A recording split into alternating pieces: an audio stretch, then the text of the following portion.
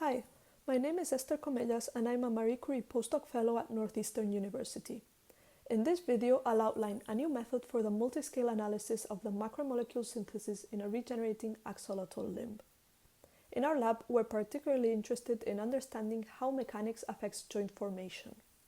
Axolotls regenerate limbs throughout life, and their limbs are morphologically similar to human limbs, so they provide a unique animal model for the study of limb and joint development. Understanding the role of mechanotransduction in a regenerating axolotl joint is a first step towards untangling how mechanics drives the shaping of joints. We have developed a new whole-mount method for visualizing the in vivo synthesis of macromolecules using light sheet fluorescence microscopy. We're able to obtain stunning 3D images of an axolotl limb like this one here. However, from a scientific standpoint, beautiful images are only useful when we can extract meaningful information from them. This is precisely the purpose of the multiscale analysis pipeline we propose to quantify macromolecule synthesis in a regenerating axolotl limb. Axolotls with regenerating limbs were injected with click-it-ready macromolecules to label in vivo the nascent synthesis of DNA and proteins. After 3 hours, we collected the samples and stained them with fluorophores that covalently link to the injected macromolecules through a click-it reaction.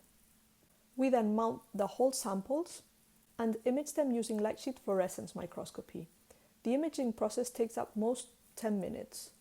The result is an image stack with a 3D distribution of newly synthesized DNA and proteins. As part of our data analysis, we want to segment the bone rudiment morphology and cells to quantify shape and volume, as well as number and spatial distribution. As an example, we analyzed the humerus bone rudiment in a regenerated axolotl limb. AHA in red stands for proteins, and EDU in green marks the DNA in the nuclei of proliferating cells. Using a combination of Fiji and MATLAB softwares, we have created a pipeline to analyze images like these at different scales.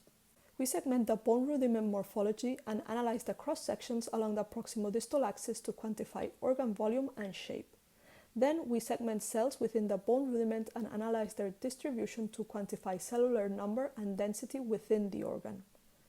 Finally, we analyze the pixel maps in the organ cross-sections to quantify molecular intensity and its spatial distribution. In this way, we can obtain from a single 3D image stack results at multiple scales. At organ level, the cross-sectional area and a measure of circularity along the proximodistal axis. At cellular level, cell density and 3D spatial distribution of cells along this same axis. And finally, at molecular level, the mean intensity distribution of the fluorescence signal along the proximodistal axis, as well as the total staining intensity within the whole organ. You might be wondering, why is this exciting? Well, 2D tissue sections were previously the standard for studying the molecular mechanisms driving developmental processes. The rise of three-dimensional imaging and new staining techniques requires new means for cell counting, segmentation, and fluorescence quantification. We propose a fast, simple pipeline for quantifying in vivo macromolecule turnover across multiple scales based on a single 3D image stack. For the first time, we're able to quantitatively interrogate in vivo cell state in heterogeneous tissues at the organ, cellular, and molecular levels of organization in 3 dimensions. Imagine how useful this will be in understanding cell state and how macromolecule dynamics affects neighboring cells for a wide range of applications in developmental biology.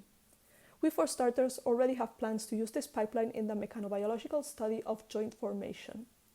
Check out my other video on the computational modeling of joint morphogenesis.